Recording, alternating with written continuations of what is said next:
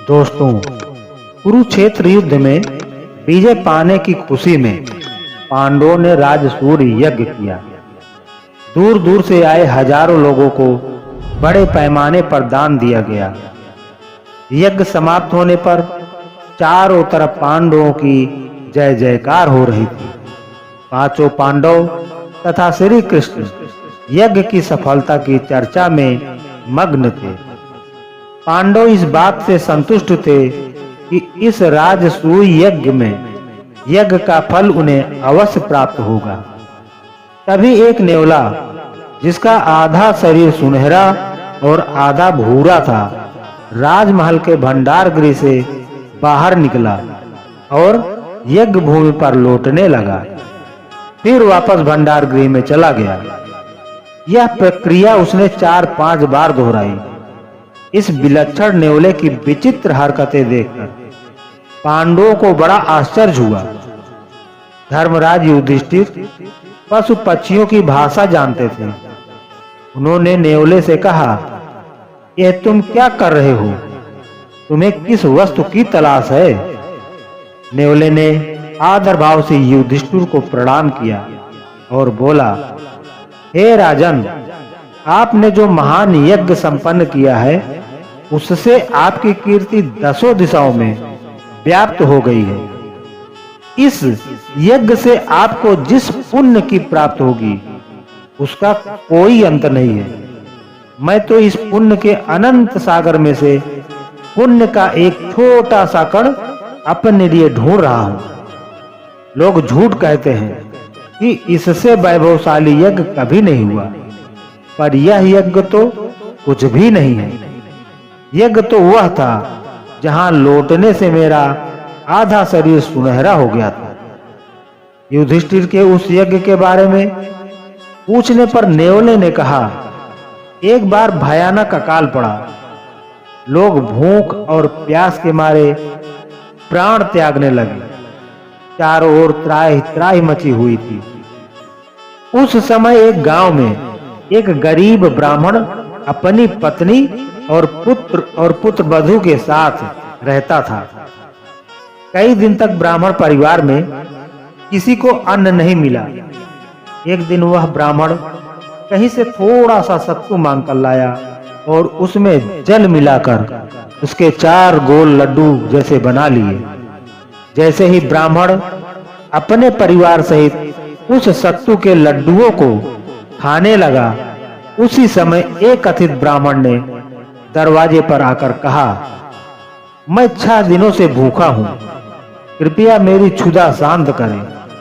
अतिथि को भगवान का रूप मानकर पहले वाले ब्राह्मण ने अपने हिस्से का सत्तू अतिथि को दे दिया, मगर उसे खाने के बाद भी अतिथि की भूख नहीं मिटी। तब ब्राह्मणी ने अपने हिस्से का सत्तू अतिथि को दे दिया। इससे भी उसका पेट नहीं भरा, तो बेटे और वधू ने भी अपने अपने हिस्से का सत्तू अतिथि को दे दिया। अतिथि ब्राह्मण उस सत्तू को खाकर तृप्त हो गया और उसी स्थान पर हाथ धोकर चला गया। उस रात भी ब्राह्मण परिवार भूखा ही रह गया और कई दिन को भूख से उन चारों का प्राणांत हो गया। जहां अतिथि ब्राह्मण ने हाथ धोए थे, वहां सत्तू के कुछ कण जमीन पर गिर पड़े थे। मैं उन कणों पर लौटने लगा तो जहां तक मेरे शरीर से उन कणों का स्पर्श हुआ, मेरा शरीर सुनहरा हो गया। मैं समझ नहीं पा रहा था कि यह सब कैसे हो गया। मैं एक ऋषि के पास पहुंचा और उन्हें सारा वृत्तांत सुनाकर यह जानने की जिज्ञासा प्रकट की कि मेरे शरीर का आधा भाग सोने का कैसे हो गया। ऋषि अपने ज्ञान के बल पर पूरी घटना जान गए थे और बोले, जिस जगह तुम लेटे हुए थे, उस स्थान पर सत्तू का थोड़ा सा अंश बिखरा हुआ था। वह चमत्कारिक सत्तू तुम्हारे शरीर के जिस जिस भाग पर लगा, वह भाग स्वर्णिम हो गया। इस पर मैंने ऋषि से कहा, कृपया मेरे शरीर के शेष भाग को भी सोने का बनाने हेतु कोई उपाय बताइए। ऋषि ने कहा, उस परिवार ने धर्म और मानवता के लिए अपने प्राणों का बलिदान दिया है। यही कारण है कि उसके बचे हुए अन्न में इतना प्रभाव उत्पन्न हो गया कि उसके स्पर्श मात्र से तुम्हारा आधा शरीर सोने का हो गया। भविष्य में यदि कोई व्यक्ति उस परिवार की भांति ही धर्मपूर्ण कार्य करेगा तो उसके बचे हुए अन्न के प्रभाव से तुम्हारा शेष शरीर भी स्वर्णिम हो जाएगा।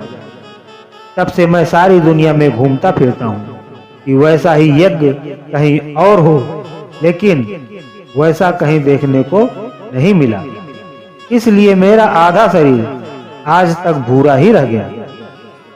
जब मैंने आपके राजसूय यज्ञ के बारे में सुना तो सोचा, आपने इस यज्ञ में अपार संपदा निर्धनों को दान की है और लाखों भूखों को भोजन कराया है। उसके प्रताप से मेरा शेष आधा शरीर भी सोने का हो जाएगा। यह सोचकर मैं बार-बार यज्ञ भूमि में आकर धरती पर लौट रहा था, किंतु मेरा शरीर तो पूर्व की ही भांति है। नेवले की बात सुनकर युधिष्ठिर लज्जित हो गए। श्री कृष्ण ने युधिष्ठिर को जब इस प्रकार चिंता मग्न देखा तो बोले, यह सत्य है कि आपका यज्ञ अपने में अद्वितीय था, जिसमें आप लोगों ने असंख्य भूखे व्यक्तियों की भूख शांत की, किंतु निसंदेह उस परिवार का दान आपके यज्ञ से बहुत बड़ा था, क्योंकि उन लोगों ने उस स्थिति में दान दिया जब उनके पास कुछ नहीं था। अपने प्राणों को संकट में डालकर भी उस परिवार ने अपने पास उपलब्ध समस्त सामग्री उस अज्ञात अतिथि की सेवा में अर्पित कर दी। आपके पास बहुत कुछ होते हुए भी आपने उसमें से कुछ ही भाग दान किया। अतः आपका दान उस परिवार के अमूल्य दान की तुलना में प्रसंग भी नहीं है। श्री कृष्ण की बात सुनकर सभी पांडवों को समझ में आ गया कि दान, यज्ञ, तप आदि में आडंबर होने से कोई फल प्राप्त नहीं होता है। दान यदि कार्य सदैव ईमानदारी के पैसे से ही करने चाहिए। तो दोस्तों, अगर आपको ये कहानी पसंद आई हो तो वीडियो को एक लाइक करके हमारे वीडियो को शेयर करें और चैनल को सब्सक्राइब जरूर कर लें। धन्यवाद।